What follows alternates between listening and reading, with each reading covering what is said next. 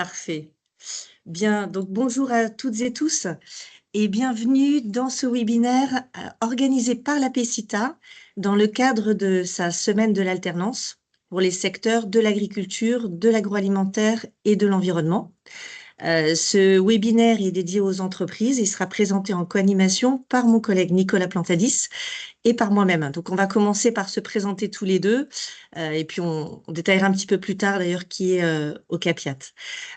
Donc, je suis Hélène Serran, je suis conseillère entreprise chez Ocapiat et j'interviens principalement sur le département des Landes. Et donc, je suis Nicolas Plantadis, et comme Hélène, je travaille donc pour Ocapiat, et moi principalement, enfin uniquement d'ailleurs, sur le département de la Gironde. Parfait. Donc, ce webinaire, il va se dérouler en deux temps. Une présentation rapide d'Ocapiat et du système de l'information professionnelle, c'est juste pour redire 2-3 mots. Et puis, évidemment, un temps plus important sur le sujet du recrutement et du développement des compétences par l'alternance, qui est le sujet de notre webinaire. Donc, avant de commencer, quelques consignes et demandes. Je pense que vous en avez l'habitude, mais pour que le webinaire se déroule bien, donc vous le voyez de préférence, mais c'est déjà fait pour la plupart d'entre vous, donc de couper les micros. Vous pouvez activer vos caméras si vous le souhaitez. On vous enverra donc le support à l'issue de la présentation. C'est la raison pour laquelle, et je remercie celles et ceux qui ont commencé, on va vous demander d'apporter un certain nombre d'éléments d'information sur la conversation avec vos noms, prénoms. Je le redis pour ceux et celles qui sont arrivés entre-temps, le SIRET, au SIREM de votre entreprise, votre conseiller, ou effectivement, je vois Madame Thiebaud, si vous avez un doute avec le point d'interrogation, je pourrais vous confirmer, de manière à ce qu'on puisse à la fois vous envoyer le diaporama à l'issue et vous donner les coordonnées de votre conseiller ou conseillère si vous ne le connaissez pas. Nicolas, on peut passer donc à la présentation rapide d'Ocapiat. Alors, Ocapiat, c'est un OPCO, et donc on va le voir sur la slide suivante. OPCO, c'est un terme générique, ça signifie opérateur de compétences, donc on en a 11 aujourd'hui en France par grand secteur d'activité, et Ocapiat, c'est l'opérateur qui travaille, on va le voir, avec le secteur de l'agriculture et de l'agroalimentaire. Je vais en dire 2 mots tout à l'heure sur le champ couvert par Ocapiat. 4 caractéristiques concernant Ocapiat. Comme tous les OPCO, nous sommes une organisation paritaire. Ça signifie que le conseil d'administration est constitué à parité de représentants d'employeurs et de salariés. Nous avons des missions de conseil et de financement sur le sujet de la formation et de l'alternance, d'où notre présence ce matin. Et je vais vous en dire un tout petit peu plus juste sur la slide qui vous sera présentée après. Nous représentons 49 branches professionnelles et nous sommes une structure nationale avec une présence en région. Donc, je vais vous présenter chacun de ces petits points dans les diapositives qui vont suivre, en commençant par la diapositive qui va suivre et qui redétaille nos principales missions. Donc, sur les principales missions, ce qu'il faut retenir, c'est que nous intervenons principalement en accompagnement de proximité pour les entreprises sur tous les sujets en lien avec la formation et les compétences, et notamment sur les sujets d'actualité tels que la transition écologique, par exemple. Nous intervenons sur le financement de l'ensemble de ces actions de formation et des contrats en alternance. Nous travaillons en relation avec les branches professionnelles et les acteurs de l'emploi tels que la PECITA, d'où cette organisation conjointe aujourd'hui. Et d'une manière plus générale, nous travaillons pour faciliter le développement des formations et des contrats en alternance dans toutes les entreprises, quelle que soit leur taille, pour tous les salariés et notamment ceux qui sont les plus en difficulté, d'où vous le voyez peut-être derrière moi et derrière Nicolas sur le fond d'écran, notre objectif cette année prioritaire de lutte contre l'illettrisme et l'électronisme. Donc, tous ces sujets-là sont des sujets dont vous pouvez parler avec vos conseillers ou conseillères entreprises. Concernant donc notre champ d'intervention, on va avoir 2 diapositives pour juste donner en grande maille les branches professionnelles. Donc, nous avons 49 branches professionnelles avec lesquelles nous travaillons qui se répartissent globalement selon 5 grandes familles. Les exploitations agricoles et les acteurs du territoire. Je ne vous détaillerai pas tout, tout est ici et vous pourrez le retrouver dans le diaporama que l'on vous enverra. La pêche, les cultures marines et la coopération maritime. Et sur la diapositive suivante, vous verrez, nous travaillons aussi avec les industries alimentaires, les coopératives agricoles et le commerce agricole. Donc un champ d'action assez large qui nous amène à couvrir l'ensemble du secteur de l'agriculture et de l'agroalimentaire et des territoires. Notre présence, elle est territoriale, même si nous sommes une structure nationale. Vous le voyez ici, nous sommes présents donc sur l'ensemble du territoire via des bureaux présents un petit peu partout et via des conseillers entreprises. Donc, il y a 70 conseillers entreprises chez Ocapiat. Nous sommes 2 représentants de ces conseillers. Donc, ce que nous allons partager avec vous dans cette présentation aujourd'hui, évidemment, vaut pour l'ensemble du territoire national, même si Nicolas et moi travaillons plus spécifiquement sur 2 départements de notre France métropolitaine. Dernière diapositive pour résumer en grande maille ce que je viens de vous dire, quelques chiffres. Donc, les 49 branches professionnelles, ça représente à peu près 193 000 entreprises, vous le voyez. Ce qu'il faut retenir surtout, c'est que nous sommes au contact de beaucoup de petites entreprises, même si certains d'entre vous travaillent avec des entreprises de plus grande taille, mais 98,4% des entreprises de notre secteur d'activité ont moins de 50 salariés. Et vous voyez que même une très grande majorité d'entre elles ont moins de 11 salariés. Ça représente plus d'1 million de salariés au total.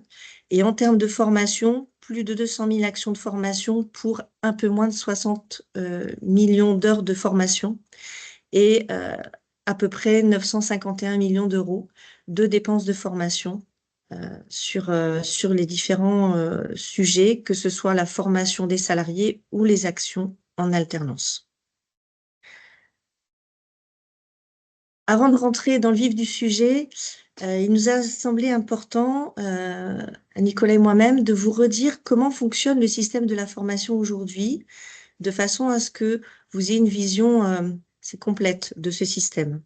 Le système, il repose sur la collecte de contributions dites légales qui se font via votre DSN. Donc, on rentre dans cette diapositive que vous voyez à l'écran, en haut à gauche, et on en ressort en bas à gauche en suivant les flèches.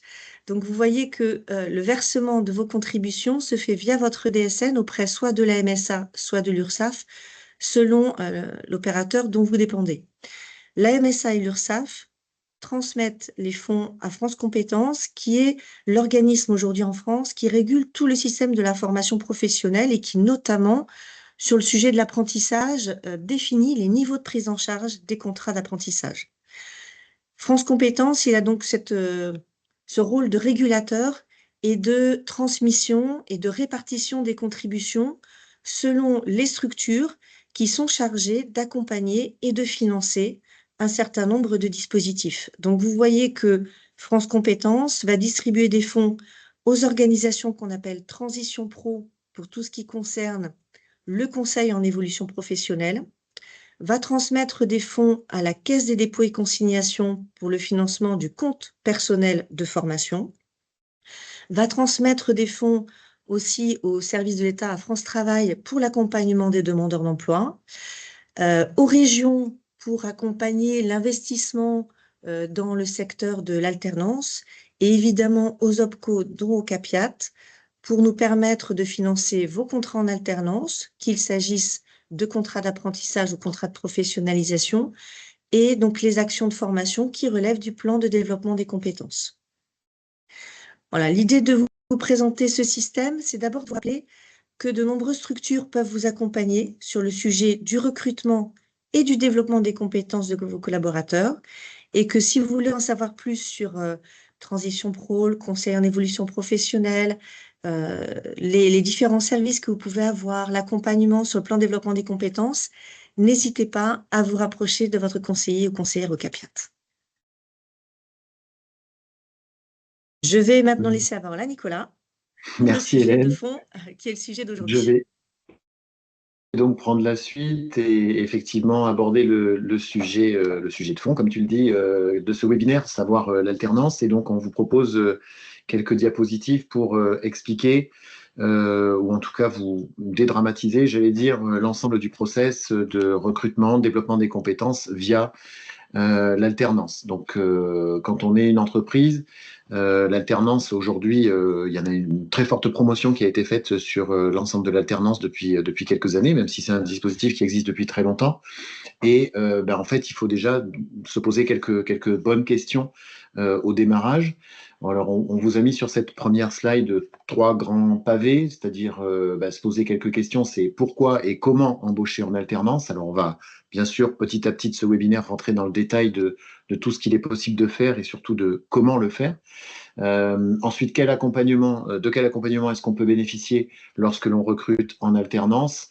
Et bien sûr, à un moment donné, il faudra se poser la question du coût, à savoir quelle est la prise en charge qui peut être proposée, les aides qui peuvent être proposées sur un contrat en alternance. Donc, important de bien définir son besoin au démarrage, de bien comprendre quels sont les deux types de contrats en alternance, puisqu'aujourd'hui, il y en a deux, on va en parler. Donc, contrat de professionnalisation d'un côté, contrat d'apprentissage de l'autre, avec des similitudes, mais aussi des différences notables. Ensuite, comment se faire accompagner ou de quel accompagnement est-ce qu'on peut bénéficier pour recruter en alternance. Et là, évidemment, comme le disait Hélène il y a quelques secondes, il faut ne pas hésiter à se rapprocher de son conseiller ou de sa conseillère au CAPIAT parce que on va pouvoir vous aiguiller, trouver un CFA, comprendre comment on architecture le recrutement. Une fois que la personne est dans l'entreprise, comment on fait pour l'accompagner. Voilà, on a tout ce volet de conseils à travers lequel on peut vous aider. Mais aussi vous mettre en relation avec d'autres acteurs institutionnels ou pas, mais peu importe, qui vont vous permettre de bien recruter, de bien attirer les talents, comme on dit aujourd'hui, et tout simplement de faire un bon recrutement en alternance avec le bon diplôme, le bon CFA ou le bon centre de formation, et ainsi de suite. Et donc, comme je le disais tout à l'heure, sur les aides, on va voir plusieurs aides. Il va y avoir évidemment les aides de l'OPCO concernant le coût pédagogique du centre de formation. Il y a des aides aujourd'hui qui existent dans certains cas sur l'alternance, mais on va détailler tout ça. Alors, deuxième slide qui est un peu plus détaillé. On va dire, on a segmenté un petit peu tout ça en 6 phases importantes. Je disais précédemment, première phase, c'est anticiper les besoins, même pour recruter en alternance. Alors, c'est valable pour n'importe quel recrutement, mais il faut anticiper les besoins parce que quand on a une compétence qui est manquante dans l'entreprise, je dirais, c'est pas à J-2 qu'il faut se dire, ah mince, il faut que j'embauche quelqu'un parce que ça va, il y a Maurice qui part en retraite et donc non, c'est pas comme ça qu'il faut. Enfin, il faut essayer, en tout cas, tant que faire se peut, d'anticiper les besoins de compétences.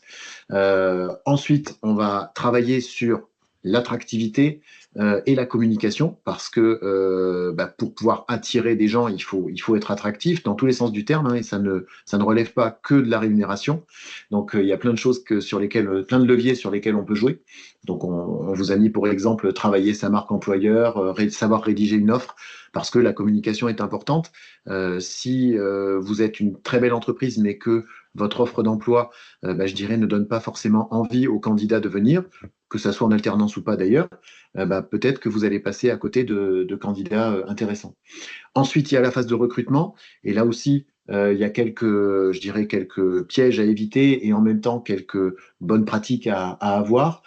Savoir sélectionner les candidats.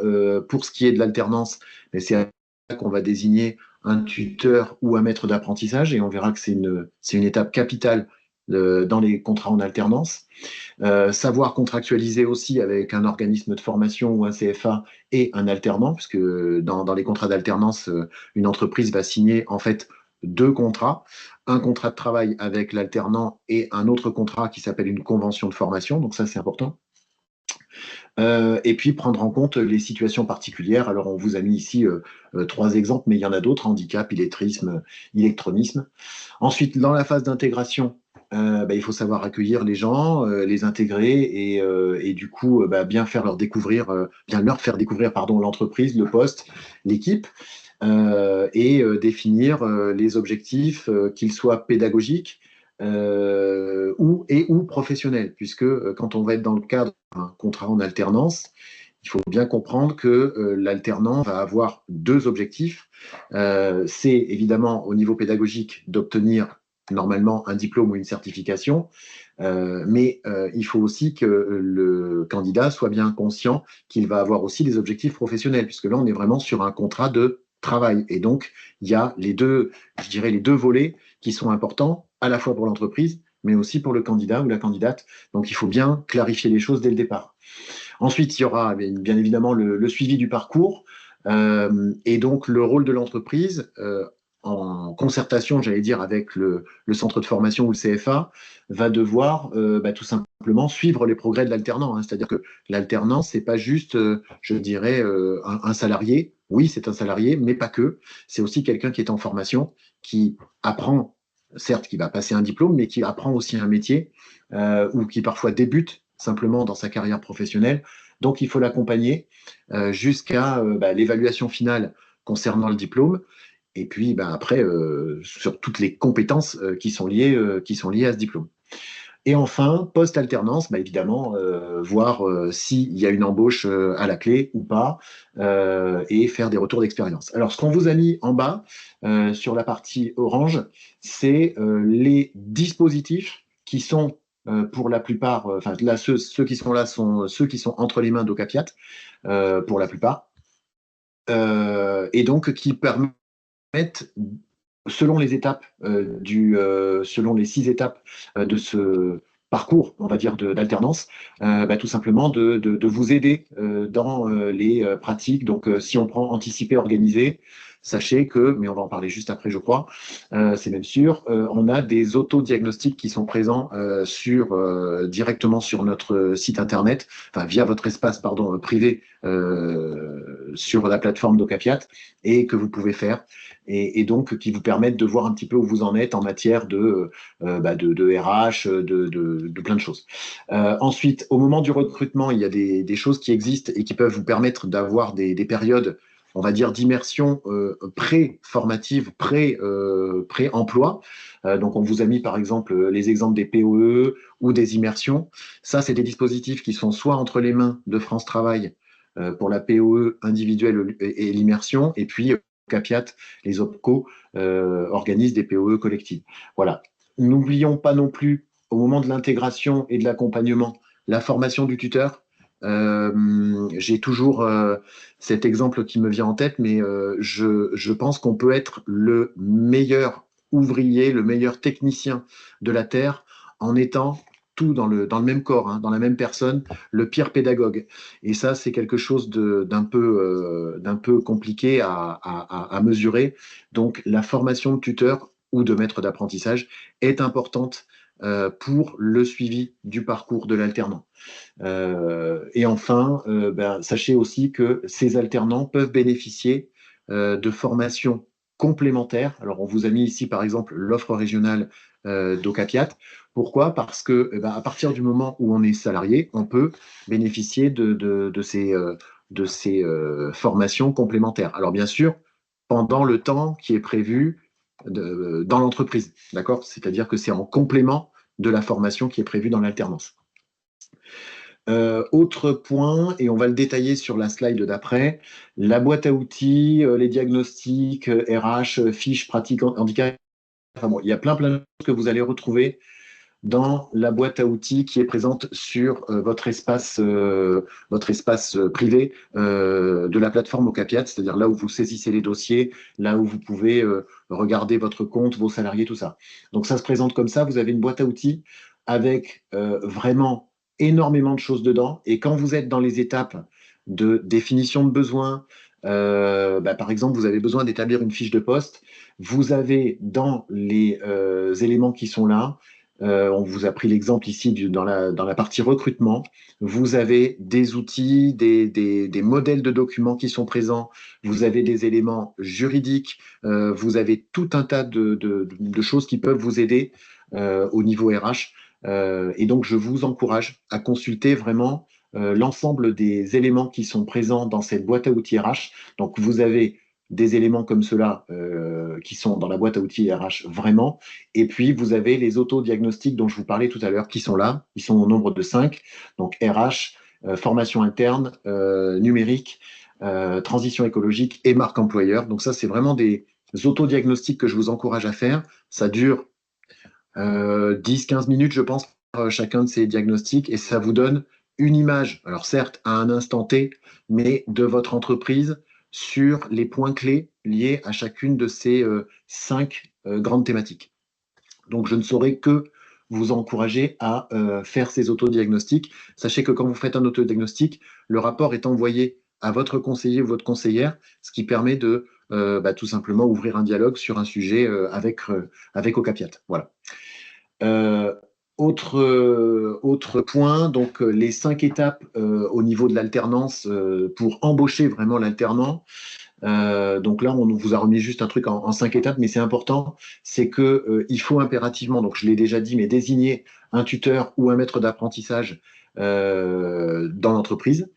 Deux, n'oublions pas, puisque comme c'est une embauche, il faut jamais oublier donc la DPAE, une déclaration préalable à l'embauche, qui elle doit être faite impérativement avant l'embauche de la personne, donc en fonction de votre régime à la MSA ou à l'URSSAF.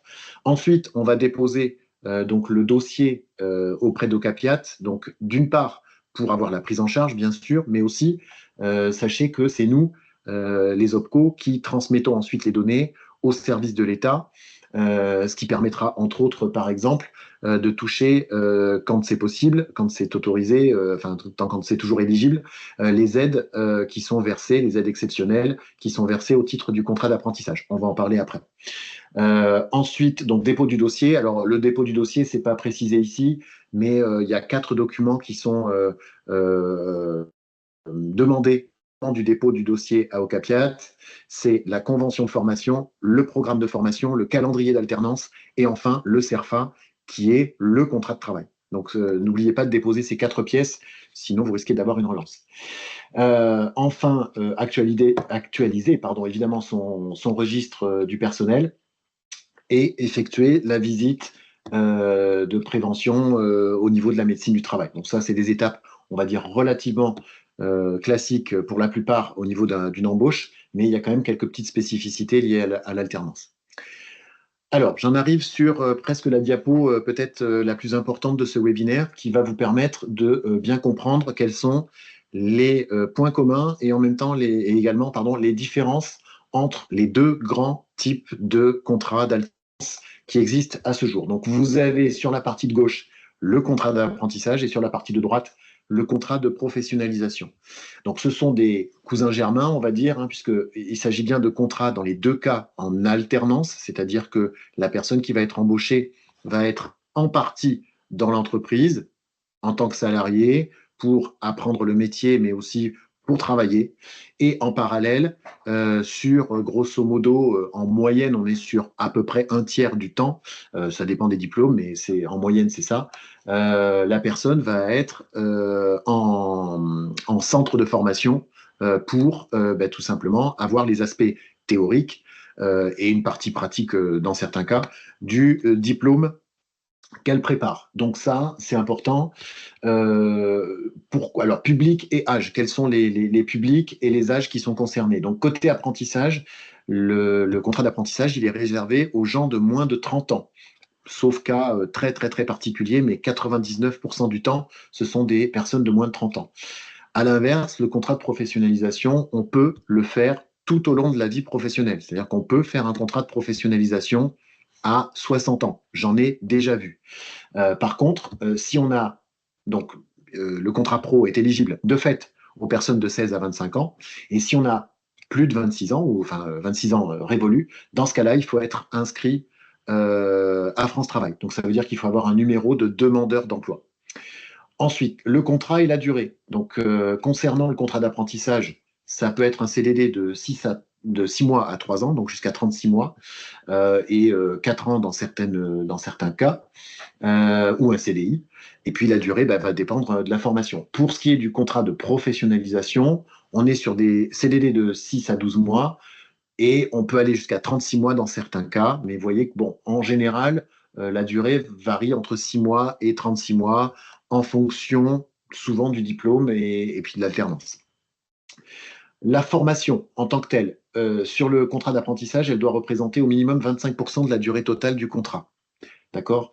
Pour ce qui est du contrat de professionnalisation, c'est 150 heures minimum et elle doit être comprise entre 15 et 25% de la durée totale du contrat, sachant qu'après, il peut y avoir des différences en fonction des conventions collectives de branche. Donc, il faut faire attention, il peut y avoir des pourcentages là, ici, qui sont un peu différents. Au niveau des certifications préparées, alors, sur le contrat d'apprentissage, aujourd'hui, on a les diplômes et les titres qui sont enregistrés à ce qu'on appelle le RNCP, c'est-à-dire le Registre national des certifications professionnelles. Et uniquement ça, dont, bon, évidemment, les titres du ministère du Travail et d'autres.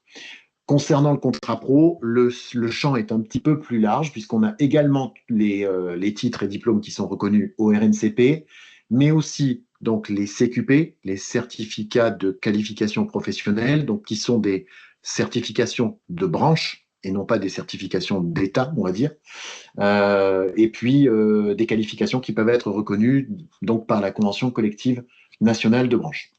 Donc le champ du contrat de professionnalisation finalement est un peu plus large que le contrat d'apprentissage. La prise en charge. Alors concernant le contrat d'apprentissage, alors quand on parle de prise en charge, on est bien sur la prise en charge de l'OPCO. Donc cette prise en charge, au niveau du contrat d'apprentissage, c'est un montant qui est défini par la branche professionnelle, donc en lien avec la convention collective que vous appliquez, quand il y en a une, et donc diplôme par diplôme. Ça veut dire que d'une branche professionnelle à une autre, sur le même diplôme, la prise en charge peut être différente. D'accord? L'OPCO ne décide de rien. On a un tableau dans lequel on a, je dirais, toutes les branches professionnelles, tous les diplômes, et on va chercher, si le diplôme coûte 10 000 euros à l'année, eh bien, la branche a prévu que la prise en charge, c'était 8 000 euros. Donc, nous, on va appliquer ces 8 000 euros. Donc, si vous avez un doute au préalable, ben, on va voir après, il y a des simulateurs qui existent. Et puis, vraiment, si vous ne trouvez pas l'information, comme on vous l'a déjà dit 2 fois, n'hésitez pas à prendre contact avec votre conseiller ou votre conseillère. Au niveau du contrat de professionnalisation, là, c'est un petit peu différent. La prise en charge, c'est un forfait qui est défini par Ocapiat, par le conseil d'administration d'Ocapiat. Ça peut être, les prises en charge sont normalement les mêmes à peu près dans toutes les branches et ce forfait dépend de la durée du contrat. Donc pas de la durée de la formation, mais bien de la durée du contrat. On l'a pas mis dans ce diaporama, mais sachez que la durée du contrat et la durée de la formation ne sont pas obligatoirement les mêmes. Il y a des cas où c'est les mêmes, mais vous avez normalement la possibilité, sur un contrat d'apprentissage, on peut démarrer la formation, pardon, on peut démarrer le contrat jusqu'à 3 mois avant le démarrage de la formation. On peut terminer jusqu'à 2 mois après. Sur le contrat de professionnalisation, c'est 2 mois avant, 2 mois après, mais uniquement si il s'agit bien d'un diplôme enregistré au RNCP. Voilà. Tout ça à préciser au cas par cas si vous avez besoin auprès des services d'Ocapiat. Enfin, l'organisme qui va dispenser la formation, donc dans le cadre du contrat d'apprentissage, on est sur ce qu'on appelle un CFA, donc Centre de formation par apprentissage, et puis tout ce qui relève des universités, IUT, écoles de commerce et d'ingénieurs. La certification Calliope est obligatoire. Hein. Vous savez que depuis la loi de réforme de 2018, les financeurs qui financent donc la formation, que Hélène vous a présenté tout à l'heure dans le tableau synthétique de ventilation, j'allais dire, des fonds de la formation professionnelle continue, tout simplement, pour bénéficier de ces fonds, le centre de formation et ou le CFA doivent impérativement avoir la certification Calliope, c'est une certification qui a été rendue obligatoire. Donc vous voyez, on l'a également de l'autre côté, si ce n'est que pour le contrat de professionnalisation, on n'est pas sur des CFA, on est sur des organismes de formation extérieurs ou, dans certains cas, un centre de formation interne à l'entreprise qui est habilité à organiser des contrats de professionnalisation. Voilà, j'espère que cette slide est à peu près claire. Ce qu'on a oublié de vous dire, c'est que vous recevrez donc le PowerPoint et que tous les liens que vous voyez qui sont un peu partout seront actifs et que donc vous aurez accès à tous les, tout ce qui est utile pour, je dirais, avancer dans cette logique d'alternance. Alors, ici, on vous a mis quelques ressources, à savoir des sites internet. Ressources, c'est le cas de le dire. Donc, ici, vous avez un premier site qui s'appelle La Bonne Alternance. On va dire que c'est un petit peu aujourd'hui le carrefour important concernant l'alternance, puisque vous pouvez, sauf erreur de ma part, y déposer des offres, je crois, et du coup rencontrer des candidats qui vont également interagir sur cette plateforme. Et je crois que même les centres de formation peuvent comment dire, y interagir, ce qui fait qu'on a un vrai carrefour qui permet que les gens se rencontrent. Quand vous avez une offre d'emploi en alternance, je vous conseille d'aller sur ce site. On vous a mis ensuite les sites internet des principaux prescripteurs de l'emploi, donc la PCITA évidemment, France Travail, ex-Pôle emploi, l'émission locale, la NEFA pour la partie agricole. On vous a mis deux sites qui sont plutôt ressources lorsque l'on a une problématique en lien avec le handicap, donc le Cap Emploi, la GFIP, et enfin un dernier site qui recense un certain nombre d'organismes de formation et de CFA. Et puis vous avez à droite un certain nombre d'endroits, donc Campnum, qui est une plateforme aussi intéressante, Cap vers l'alternance, Nourris ton futur et Jeunes des Terres, qui sont des plateformes plutôt au capiat, on va dire. Voilà.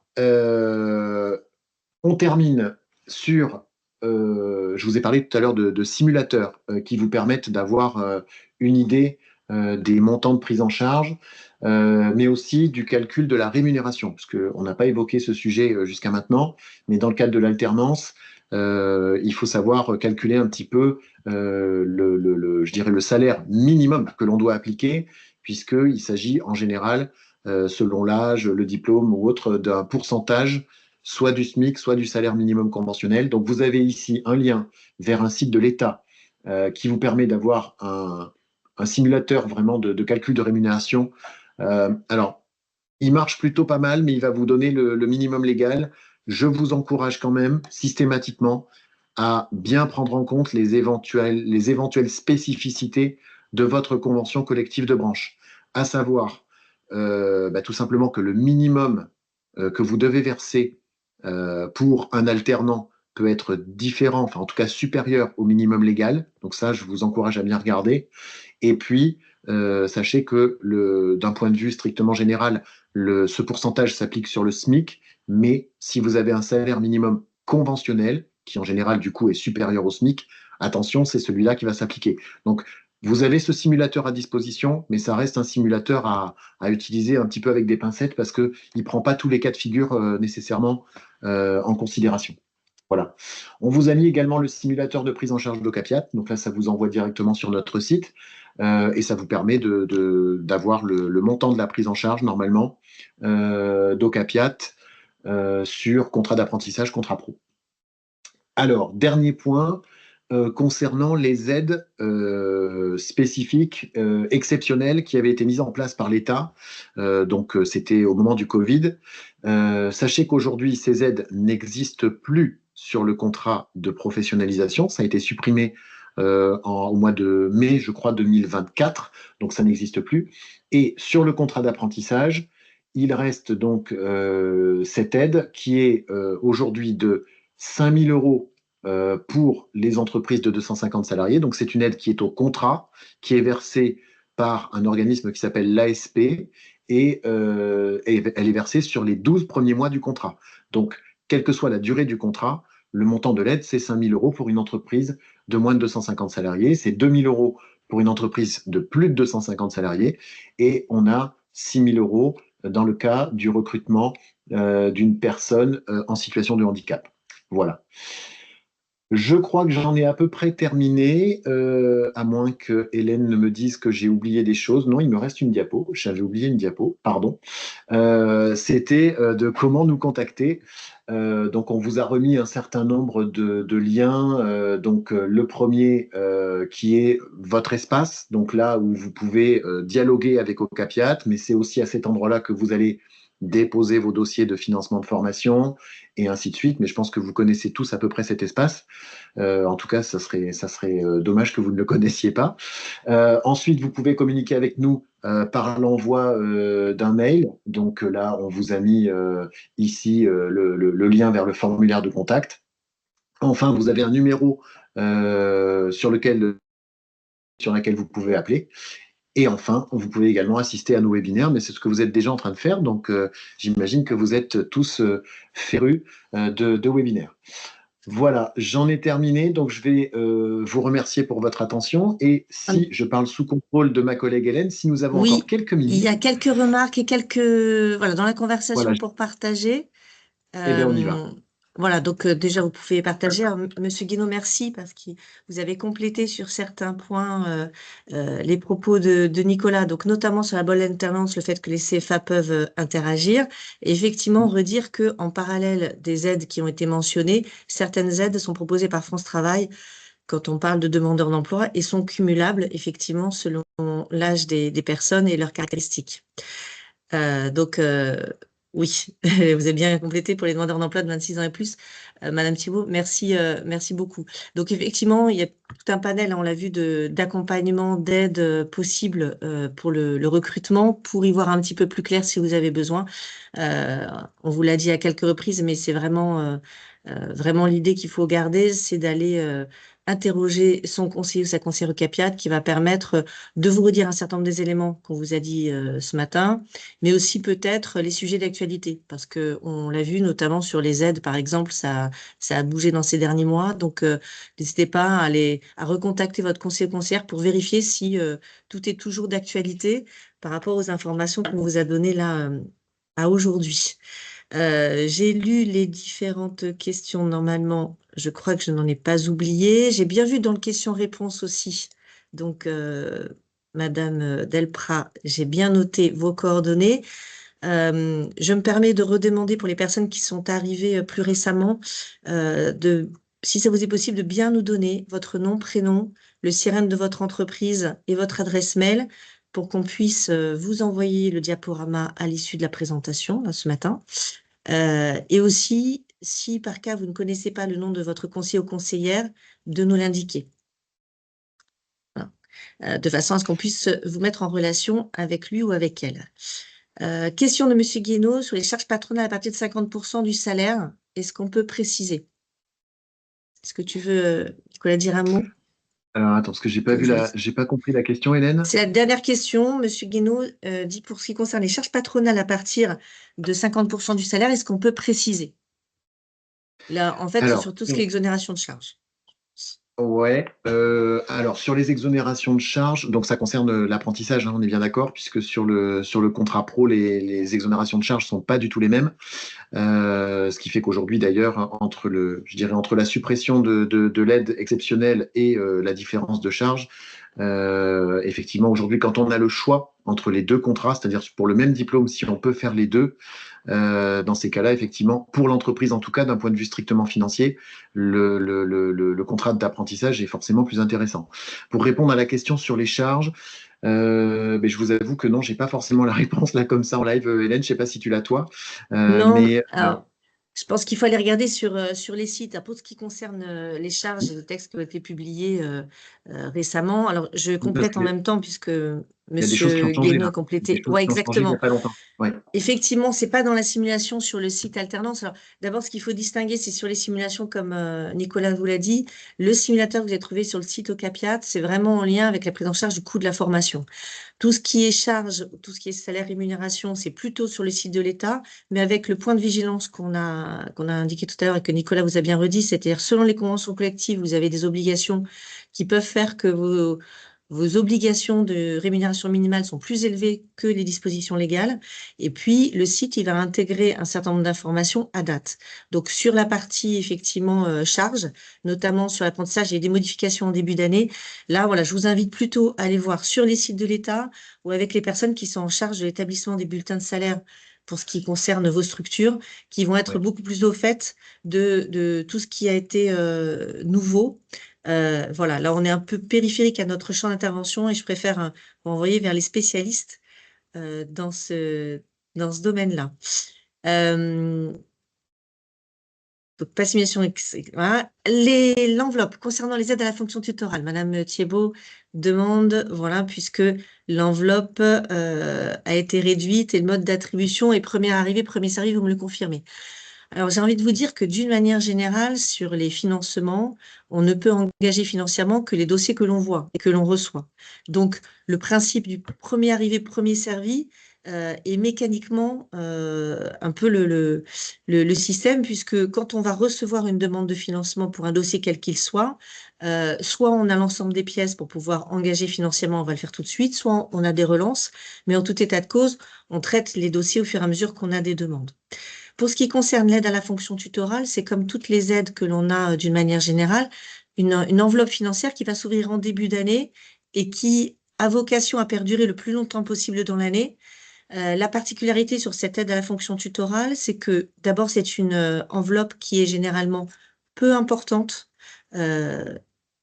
eu égard au fait que l'État nous demande en fait de faire en sorte que l'enveloppe alternance qui nous sert à financer les contrats d'apprentissage aille principalement au financement du coût de formation des contrats d'apprentissage et de manière périphérique sur les aides à la fonction de maître d'apprentissage ou aides à la fonction tutorale.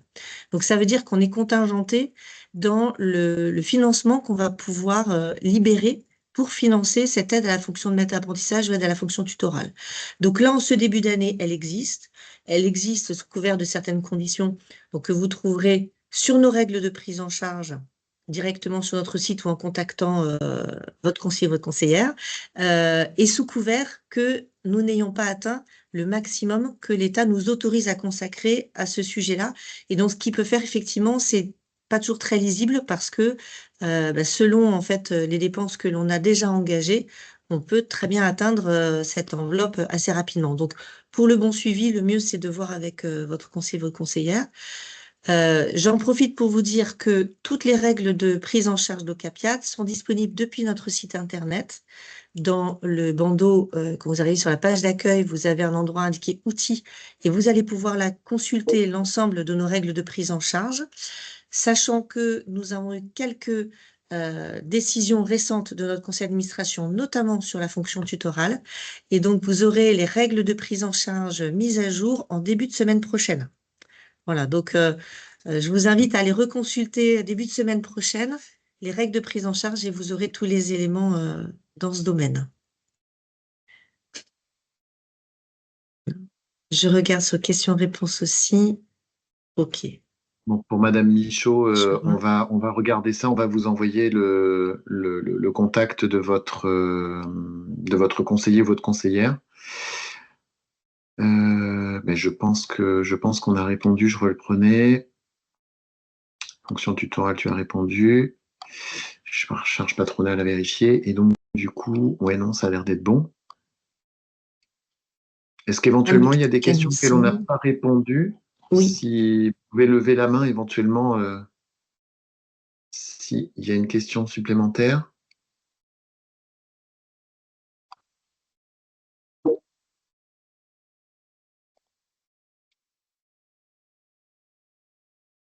Donc, Eric nous confirme que le tableau va être. Monsieur Delpi, c'est bien noté. Voilà, je ne sais pas s'il y avait encore des questions. Sinon, je pense qu'on a quasiment respecté le timing.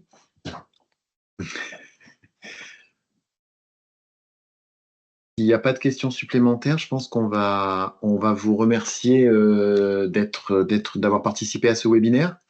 En espérant vous revoir sur des webinaires Ocapiat également. Remercier la PECITA pour nous avoir permis de faire ce webinaire. Et puis voilà, en vous souhaitant une bonne journée. Et à très bientôt sur Et à très d'autres bientôt. webinaires si besoin. À bientôt et très belle journée.